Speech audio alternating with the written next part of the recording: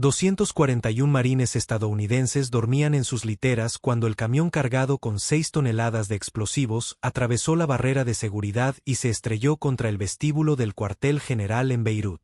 Era el 23 de octubre de 1983. Las 6:22 de la mañana. La explosión fue tan violenta que levantó el edificio entero del suelo antes de colapsarlo sobre sí mismo.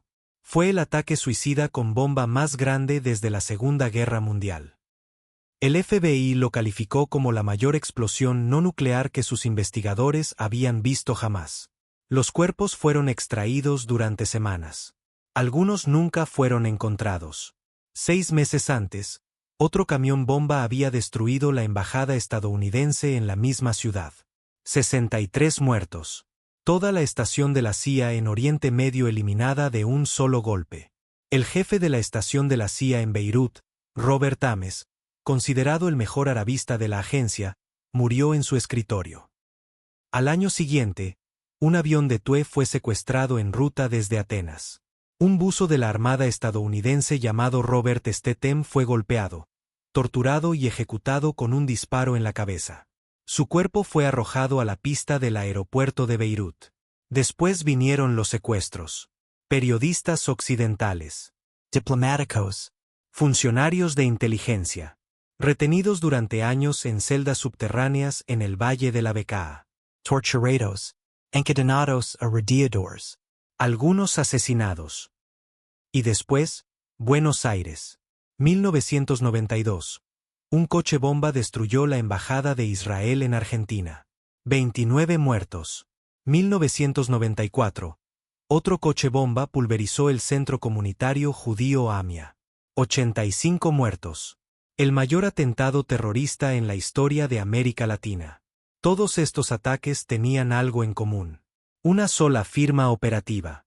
Una sola mente detrás de cada uno de ellos. Un hombre al que nadie podía ver. Nadie podía encontrar. Y nadie podía nombrar. Su nombre era Imad Fayez Mugniyeh. Y durante 25 años fue el terrorista más peligroso y más invisible del planeta. Más buscado que Osama Bin Laden. Más letal que Carlos el Chacal. Más esquivo que cualquier fugitivo en la historia del espionaje moderno. Esta es la historia de cómo el Mossad lo cazó. Para comprender por qué el Mossad tardó un cuarto de siglo en encontrar a Mugniyeh, hay que entender qué clase de hombre era. No era un fanático irracional. No era un predicador furioso que aparecía en videos de propaganda. No era un líder carismático que buscaba la atención del mundo. Era exactamente lo contrario. Mugniyeh era un ingeniero del terror. Frío. Metódico. Obsesionado con un solo principio que gobernaba cada segundo de su existencia: la invisibilidad total. Nacido en 1962 en el barrio de Tayoune, en el sur de Beirut, creció en la guerra civil libanesa y fue reclutado adolescente por la Fuerza 17 de la OLP, la Unidad de Seguridad Personal de Yasser Arafat. Ahí aprendió las bases del combate clandestino. Pero cuando Hezbollah surgió a principios de los 80 bajo el patronazgo de Irán, Mugniyeh encontró su verdadera vocación. Se convirtió en el arquitecto militar de la organización. Su planificador estratégico. Su genio de las sombras. Y lo primero que hizo fue desaparecer. No usaba teléfonos. Nunca. Ni fijos, ni móviles, ni satelitales. Comprendió antes que la mayoría de los líderes militantes del mundo que las comunicaciones electrónicas eran la mayor vulnerabilidad de cualquier organización clandestina. Si no transmites, no pueden interceptarte. Si no interceptan, no pueden encontrarte. No se reunía con más de 2 personas a la vez.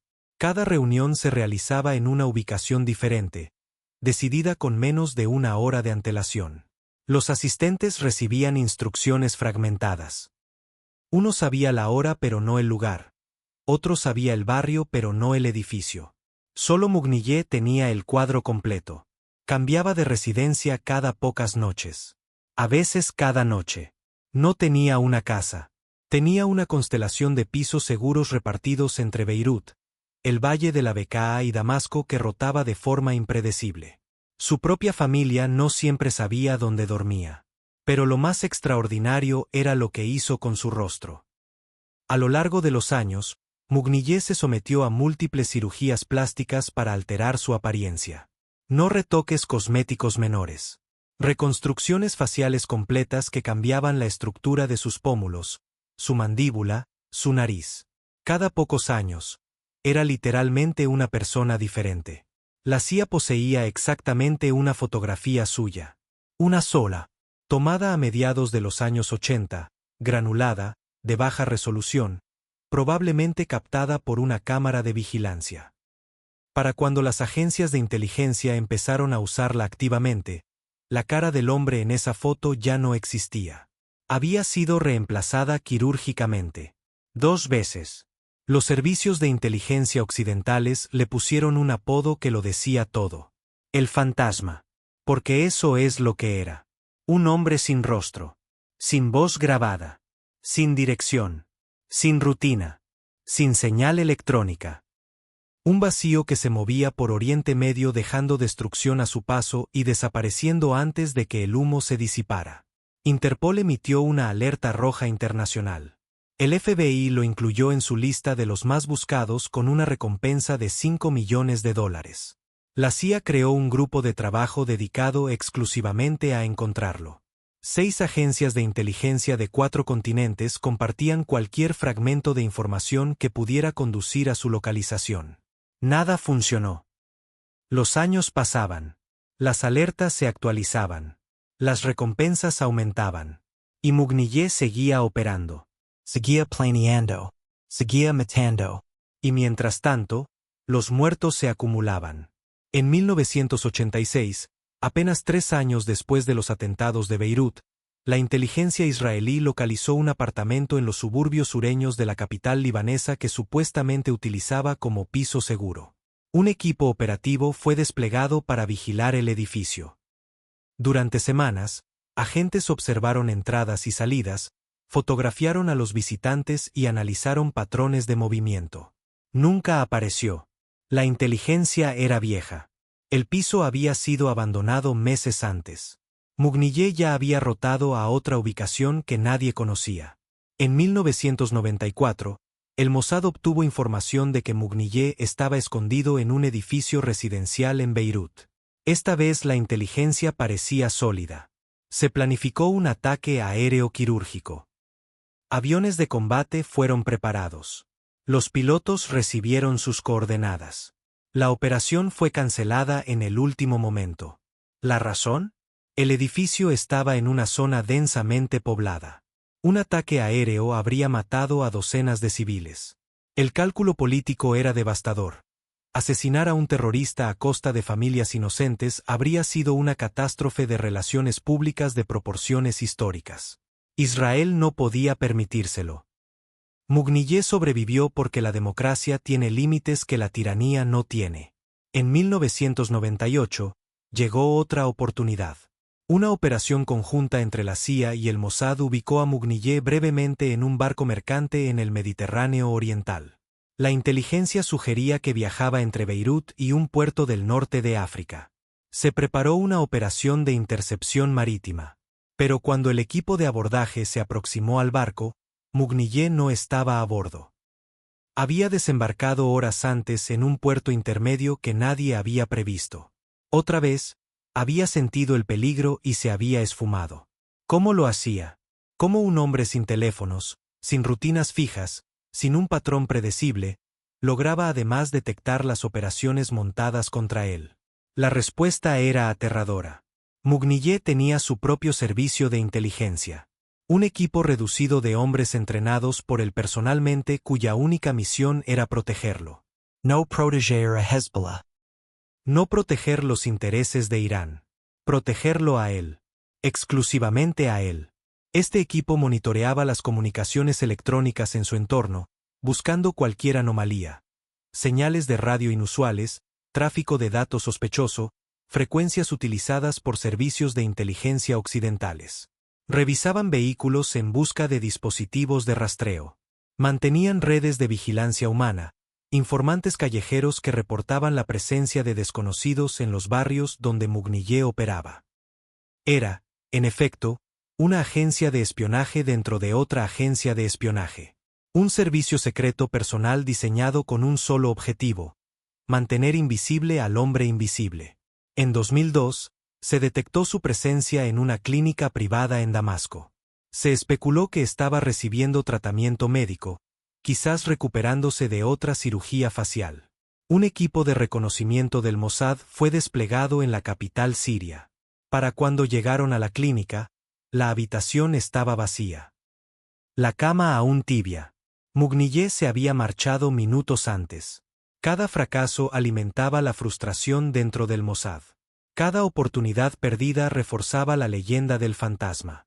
Dentro de la comunidad de inteligencia israelí, Mugniyeh se había convertido en algo más que un objetivo. Era una obsesión, una herida abierta, la prueba viviente de que existía al menos un hombre que el Mossad no podía alcanzar. Directores del Mossad iban y venían. Gobiernos israelíes se formaban y caían. Guerras se libraban y terminaban. Y Mugniyeh seguía libre. Seguía operando. Seguía perfeccionando su arte de la invisibilidad mientras las agencias más poderosas del mundo gastaban millones de dólares intentando encontrar a un solo hombre. Hasta que algo cambió. A mediados de la década de 2000, después de casi 20 años de fracasos, la inteligencia israelí logró algo que cambió toda la ecuación. Reclutaron a alguien dentro del círculo de Mugniyeh. Los detalles exactos de este reclutamiento permanecen entre los secretos más protegidos del Mossad. Ni la identidad del agente, ni el método de aproximación, ni las motivaciones que lo llevaron a traicionar a uno de los hombres más peligrosos del mundo han sido revelados públicamente. Lo que se sabe es que esta fuente tenía acceso a algo que la inteligencia israelí nunca había tenido en 25 años de cacería: información en tiempo real sobre los movimientos de Mugniyeh. No era un reclutamiento cualquiera. El Mossad no necesitaba a alguien que pudiera decir dónde había estado Mugniyeh la semana pasada. Eso era inútil. El hombre cambiaba de ubicación constantemente. Para cuando la inteligencia llegara, él ya se habría marchado. Lo que el Mossad necesitaba era a alguien que pudiera decir dónde estaría Mugniyeh mañana. Y eso es exactamente lo que obtuvieron.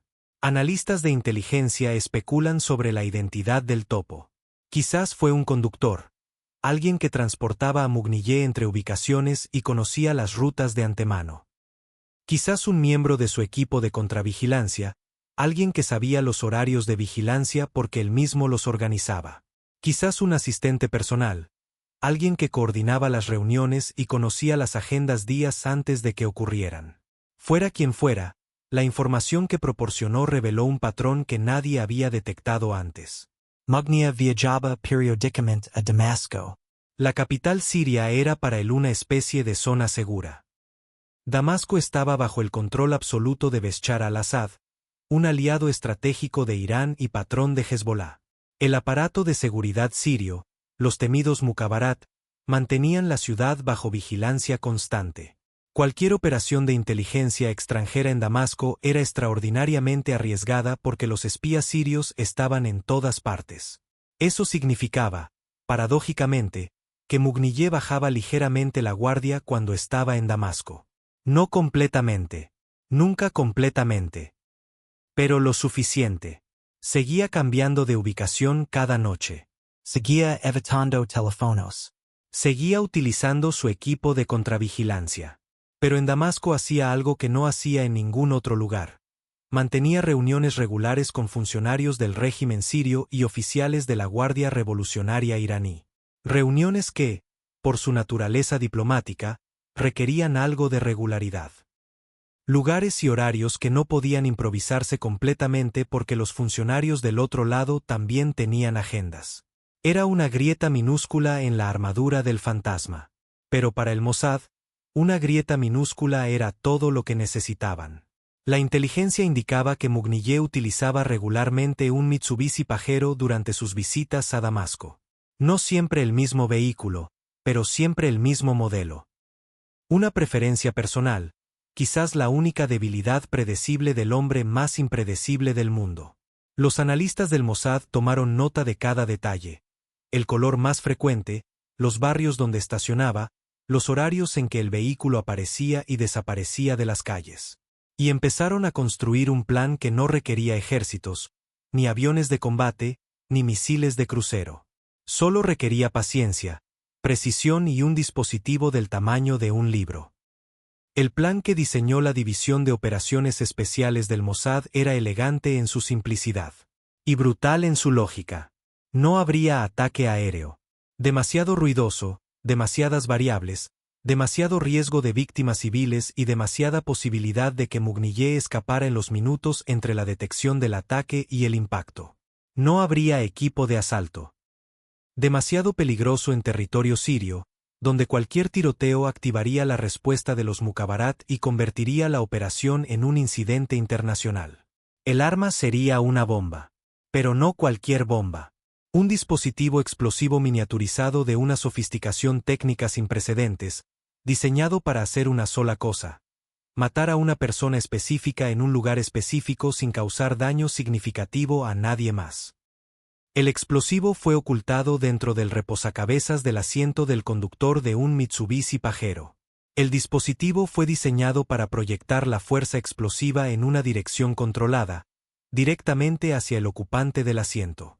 La carga era suficiente para matar instantáneamente a quien estuviera sentado ahí, pero insuficiente para causar destrucción significativa más allá del interior del vehículo. Era un arma de asesinato quirúrgico, diseñada para un solo hombre. Un solo momento. El detonador sería activado por control remoto desde una ubicación segura, por un operador del Mossad que tendría confirmación visual de que Mugniyé había entrado en el vehículo. No habría automatización. No habría sensores de presión. Un ser humano tomaría la decisión final de activar el dispositivo, asegurándose de que el objetivo correcto estuviera en el asiento correcto en el momento correcto. Pero antes de que el plan pudiera ejecutarse, el Mossad enfrentaba un obstáculo que no tenía nada que ver con explosivos o logística. Tenía que ver con política. Asesinar a un objetivo de alto valor en Damasco era un acto de guerra encubierta contra Siria. Si la operación salía mal, si un agente era capturado, si el dispositivo mataba a civiles sirios, las consecuencias serían catastróficas. Siria podría usar el incidente como justificación para un conflicto abierto. Irán podría activar a Hezbollah para lanzar una lluvia de cohetes contra ciudades israelíes. La comunidad internacional condenaría a Israel de forma unánime. Dentro del gobierno israelí, el debate fue feroz. Los halcones argumentaban que 25 años era suficiente espera. Los moderados advertían que el precio de un fracaso podía ser mayor que el beneficio de un éxito. Los diplomáticos señalaban que las negociaciones sobre la frontera norte con Siria podrían verse arruinadas permanentemente. El primer ministro Ehud Olmert escuchó todos los argumentos y tomó la decisión. Luz verde. Pero con una condición absoluta: 0 víctimas civiles. Si existía cualquier riesgo de daño colateral en el momento de la detonación, la operación debía ser abortada. El operador del detonador tendría la responsabilidad más pesada de toda la operación: juzgar en fracción de segundos si el objetivo estaba solo, si la calle estaba despejada, si el momento era seguro. Un error y 25 años de trabajo se convertirían en una catástrofe diplomática. Un acierto y el fantasma dejaría de existir. 12 de febrero de 2008. Damasco, Siria. La ciudad celebraba el 29º aniversario de la Revolución Islámica de Irán.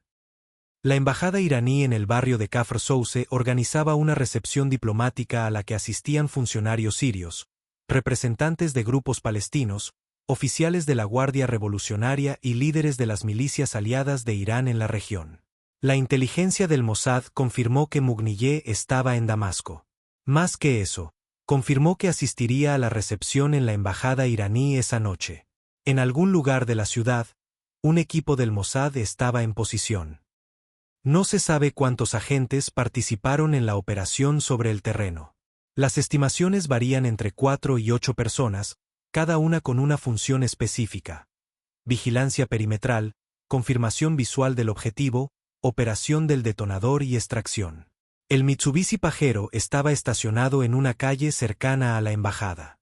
El dispositivo explosivo llevaba días instalado en el reposacabezas, esperando. Una bomba dormida en el corazón de una ciudad controlada por uno de los servicios de inteligencia más despiadados del mundo. Si los Mukhabarat sirios hubieran inspeccionado el vehículo por cualquier razón, habrían encontrado el dispositivo. Si el equipo de contravigilancia de Mugniyeh hubiera revisado el auto con su meticulosidad habitual, habrían detectado la anomalía. No lo hicieron. La recepción en la embajada iraní comenzó al atardecer. Los invitados llegaron en vehículos oficiales con escoltas. Las calles del barrio fueron parcialmente cerradas por la seguridad siria. Era exactamente el tipo de evento que generaba una falsa sensación de seguridad absoluta. Rodeado de guardaespaldas, protegido por el aparato de seguridad de un Estado aliado, en territorio que ningún enemigo se atrevería a penetrar. Mugniyeh entró en la embajada a primera hora de la noche. Los agentes del Mossad en la calle confirmaron su llegada. El reloj empezó a correr. Ahora venía la parte más difícil. La espera. Porque el Mossad no controlaba cuándo Mugniyeh saldría de la recepción. No controlaba si saldría solo o acompañado. No controlaba si caminaría directamente hacia el pajero o si cambiaría de planes en el último segundo, como había hecho tantas veces antes durante 25 años. Cada minuto que pasaba dentro de la embajada era un minuto de incertidumbre total para el equipo en la calle. El operador del detonador esperaba con el dispositivo de activación en la mano. Los vigías mantenían línea visual sobre la entrada de la embajada y sobre el vehículo. El equipo de extracción tenía las rutas de escape memorizadas y los documentos falsos preparados. Pasaron las horas. 1 hora. 2 horas. 3. Entonces, a las 10:45 de la noche, la puerta de la embajada se abrió. Mugniyeh salió. Solo. Los vigías lo identificaron. La confirmación visual fue transmitida. Mugniyeh caminó hacia la calle. Sin escolta visible. Sin su equipo de contravigilancia flanqueándolo. La confianza en el territorio sirio, esa falsa sensación de seguridad que el Mossad había identificado como su única debilidad, estaba haciendo exactamente lo que habían previsto. Mugniyeh caminó unas cuadras. Llegó al pajero. Abrió la puerta del conductor. Se sentó. El operador del Mossad verificó. El objetivo estaba en el asiento. No había pasajeros. No había peatones en radio inmediato del vehículo. La calle estaba despejada. 10:50 de la noche. El operador activó el detonador. La explosión fue contenida y absoluta. El interior del vehículo fue destruido. El reposacabezas se convirtió en metralla dirigida. Mugniyeh murió instantáneamente. No hubo tiempo para reacción. No hubo tiempo para miedo. No hubo tiempo para nada. El exterior del pajero quedó dañado pero reconocible. Los vidrios volaron. El techo se deformó. Pero el vehículo no explotó en llamas. No hubo cráter en la calle. No hubo daño estructural a los edificios circundantes. Ningún transeúnte resultó herido. Fue exactamente lo que habían diseñado, la muerte de un solo hombre. En los segundos posteriores a la detonación, el equipo del Mossad activó su protocolo de extracción. Cada agente siguió una ruta diferente hacia puntos de salida previamente establecidos. En minutos, comenzaron a abandonar Damasco. Para cuando los servicios de seguridad sirios llegaron al pajero, no encontraron nada más que un vehículo destruido, un cuerpo sin vida y ninguna pista sobre quien lo había hecho. Los fantasmas habían matado al fantasma. La identidad de la víctima fue un secreto durante horas. Los servicios de seguridad sirios acordonaron la escena y no revelaron información. Los hospitales de Damasco recibieron instrucciones de no comentar. La embajada iraní se cerró de inmediato. Pero al día siguiente, Hezbollah confirmó lo que el Mossad ya sabía. Imad Mugniyeh estaba muerto. El comunicado de Hezbollah lo llamó martirio. No proporcionó detalles sobre las circunstancias. No mencionó el coche. No mencionó la bomba. No mencionó a Israel. Solo dijo que uno de sus más grandes comandantes había caído en el camino de la resistencia. Pero todos sabían quién lo había hecho. Hassan Nasrallah, entonces líder supremo de Hezbollah, pronunció un discurso por video desde su propio escondite subterráneo. Su rostro era una máscara de furia controlada. Juró venganza a campo abierto. Prometió que la sangre de Mugniyeh no sería derramada en vano. Declaró que Israel había cruzado una línea de la que no habría retorno. Irán condenó el asesinato como terrorismo de Estado y exigió que Siria identificara a los responsables. Pero ambos sabían que esa exigencia era vacía. Los responsables estaban en Tel Aviv, fuera del alcance de Damasco. Siria guardó el silencio más incómodo de todos. El asesinato había ocurrido en su capital, a pocas cuadras de instalaciones gubernamentales, durante un evento diplomático organizado en una embajada aliada. La humillación era total. Israel había demostrado que podía ejecutar una operación letal en el corazón de Damasco y desaparecer sin dejar rastro. Si el Mossad podía llegar a Mugniyeh en la capital siria, ¿a quién no podía llegar? Esa pregunta atormentaría a los enemigos de Israel durante años. Para Hezbollah, la pérdida fue devastadora y permanente. Mugniyeh no era solo un comandante. Era el cerebro operativo de toda la organización. El hombre que mantenía las relaciones entre la milicia libanesa, Irán y Siria. El arquitecto de cada operación sofisticada que Hezbollah había ejecutado en 3 décadas. El planificador que convertía las directivas políticas de Nasrallah en acciones militares reales sobre el terreno. Su muerte dejó un vacío de liderazgo operativo que Hezbollah nunca logró llenar completamente. Los sucesores designados no tenían su genio táctico. No tenían sus contactos. No tenían su comprensión instintiva de cómo golpear al enemigo donde más dolía y desaparecer antes de que pudiera responder. Ese vacío se haría dolorosamente visible años después, cuando Israel desmanteló sistemáticamente la estructura de mando de Hezbollah en una serie de operaciones que habrían sido mucho más difíciles si el fantasma hubiera seguido vivo para protegerla. Israel, fiel a su doctrina, no confirmó ni negó la operación durante años. El Mossad no emitió comunicados. No hubo conferencias de prensa. No hubo celebraciones públicas. Solo el silencio profesional de una agencia que mide su éxito por los nombres que desaparecen de las listas de objetivos. Pero dentro de los cuarteles del Mossad, en las salas donde se habían planificado y cancelado y replanificado operaciones contra Mugniyeh durante un cuarto de siglo, la noticia fue recibida con algo que pocas veces se permite en el mundo de la inteligencia. Satisfaction. No euforia. No celebración. Satisfaction. Un dedo sobre un botón. Una explosión contenida en el interior de un Mitsubishi Pajero en una calle de Damasco. El fantasma que había aterrorizado al mundo durante un cuarto de siglo fue eliminado por un dispositivo del tamaño de un libro, escondido en el reposacabezas de un auto, en la ciudad donde se creía más seguro. La lección que dejó la muerte de Mugniyeh es una que los enemigos de Israel han escuchado muchas veces, pero que nunca parecen aprender. El Mossad nunca olvida. Nunca se rinde. Nunca deja de buscar. Y cuando finalmente te encuentra, después de años, después de décadas, después de toda una vida escondiéndote, el golpe llega desde el lugar donde menos lo esperas. Desde el reposacabezas de tu propio asiento.